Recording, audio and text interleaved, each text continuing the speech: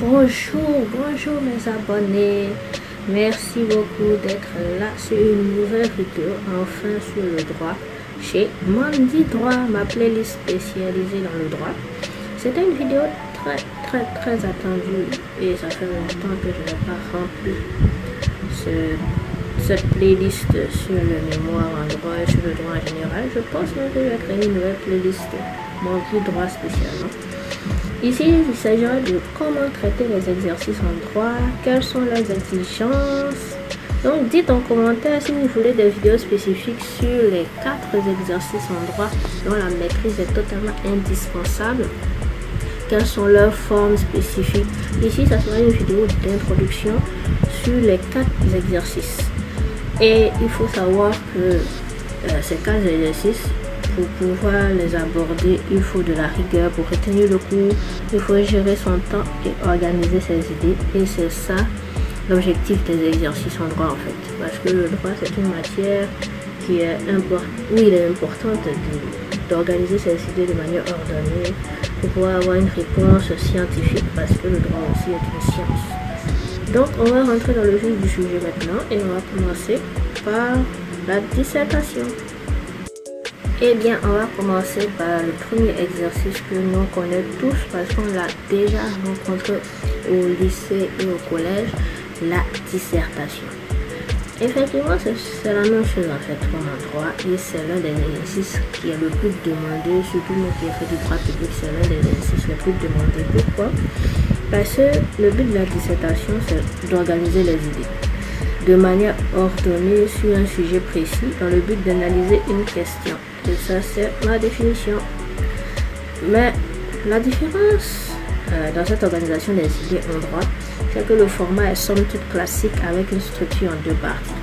Et cette double partie, commentez si vous voulez une vidéo spécialisée sur la dissertation. Je vais en parler plus en profondeur quand vous allez exiger la vidéo pour pouvoir parler spécifiquement de la dissertation. Ici, ce n'est qu'une introduction. Et en parlant d'introduction, effectivement, l'introduction en droit a ses exigences. Et vous voyez à l'écran, cran 1, A, B, cran 2, A, B, et une conclusion qui est facultative. Ça aussi dans la vidéo spécialisée sur la dissertation en droit, vous verrez effectivement pourquoi est-ce qu'elle est facultative parfois et que les profs ne l'exigent pas toujours. Alors la dissertation, c'est quelque chose qui va vous servir même dans vos réflexions à comprendre les mécanismes d'une question de droit.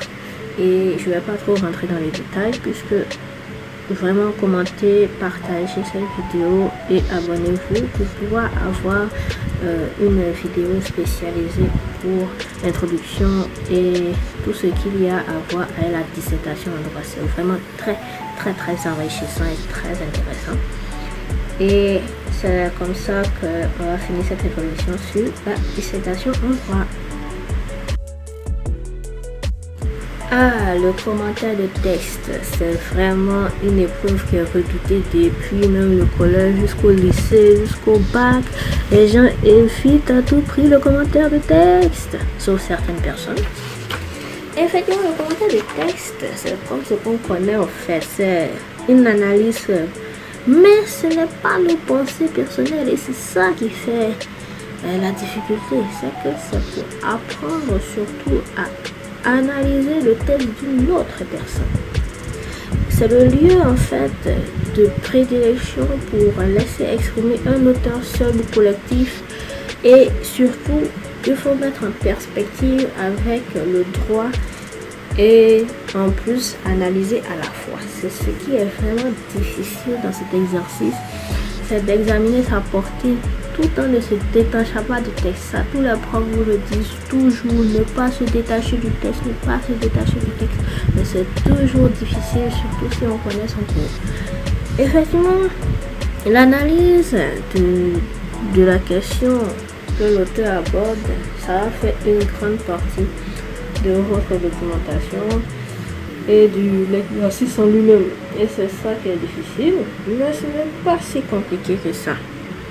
Parce que il faut analyser les idées point par point de l'auteur, ne pas se presser, ne pas se précipiter sur son cours. C'est surtout la mise en perspective qui est difficile parce que on peut rapidement tomber dans la dissertation et c'est ça qui pose problème. Mais à part ça, c'est l'un des exercices les plus faciles pour le professeur parce qu'on se base sur les écrits de quelqu'un d'autre. Mais ce n'est pas si facile, surtout quand on n'a pas d'esprit critique bien poussé, de faire un très bon commentaire de texte. Et le commentaire d'arrêt aussi, c'est le même combat. Les deux exercices, commentaire d'arrêt et commentaire de texte, sont liés de manière indescriptible parce que l'arrêt, il demande plus de temps quand même par rapport à un commentaire de texte, moi je pense, de mon expérience. Parce que c'est un exercice qui est difficile, parce qu'il s'agit de retenir beaucoup de décisions à la fois. Surtout, il faut maîtriser le cours et analyser beaucoup de choses dans un arrêt. C'est-à-dire d'abord l'origine de l'arrêt. Cette décision de justice est surtout venue d'une cour supérieure, une cour suprême. Donc il va falloir voir si c'est un arrêt de principe ou d'espèce. Ensuite, il faut analyser le raisonnement du juge et sa solution. Et c'est deux choses totalement différentes. Et c'est ça qui crée la difficulté du commentaire d'arrêt. Le raisonnement est à part et la solution est à part. Et c'est la solution dont il faut déterminer les conséquences, l'opportunité et l'avenir. Donc c'est un peu vraiment mettre en perspective d'autres choses. Et le commentaire d'arrêt, c'est surtout retenir beaucoup d'arrêts et maîtriser ces grands arrêts de la jurisprudence. Ça peut être constitutionnel ou administratif ou civil. Donc il faut retenir beaucoup d'informations avec en plus des articles, la loi, la jurisprudence pour pouvoir voir quels sont les effets de cette décision dans le temps et vous-même donner votre avis sur la longévité même de cette décision et de ce raisonnement. Ça commence à faire beaucoup d'esprit critique. Il va falloir développer en droit ici. Et oui. Vous devez commenter ici ou vous voulez avoir une vidéo complète sur cet exercice. Merci beaucoup. Mais ce n'est pas fini. Il y a le cas pratique. Le cas pratique. Le cas pratique. Après tout, toute vocation d'un juriste, c'est de régler des problèmes en droit. C'est notre gagne-pain après tout. Parce que c'est notre travail. C'est parce qu'il y a un problème juridique que nous sommes là. Donc vous devez absolument maîtriser cet exercice, même si vous êtes en droit public ou en droit privé. Mais en quoi est-ce que ça consiste? En fait, c'est juste une situation de la vie courante. Parce que notre vie est régie par le droit.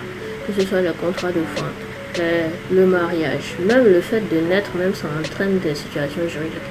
Actuellement, vous êtes assis, vous avez une existence juridique parce que vous avez un acte de naissance. Donc, ce sont toutes ces situations de la vie courante. Par exemple, quelqu'un vient vous dire, mon enfant est né, qu'est-ce que je dois faire? Effectivement, d'abord, il va falloir éviter d'être apatride. Donc, il faut le conseiller totalement d'aller à la mairie pour faire déclarer son enfant. Ça, c'est la situation juridique la plus banale qui existe tous les jours. Mais il y a des personnes qui omettent d'accomplir ces tâches-là. Bon, qu'est-ce qui se passe? Les enfants deviennent apatrides. Et l'apatridie, c'est pas une situation où vous n'avez pas de droit du tout. Donc, il y aura beaucoup de difficultés encore qui vont arriver dans la vie de cette personne. Et le simple fait d'être déclaré vous permettra d'agir dans la vie, ouvrir un compte en banque, aller à l'école et avoir des diplômes en votre nom et avoir même du travail.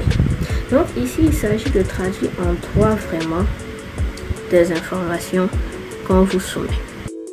En plus de ça, de ces situations de la vie courante, il va falloir distinguer la simple consultation la consultation de la simple analyse, parce que la consultation c'est pour être dans le sens du client, alors que la simple analyse c'est pour donner son avis comme dans une dissertation.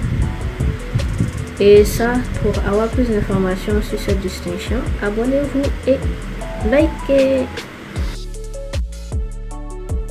Je vous invite vraiment à vous abonner parce qu'à partir de 20 abonnés sur YouTube, je vais faire une vidéo sur le plan du mémoire.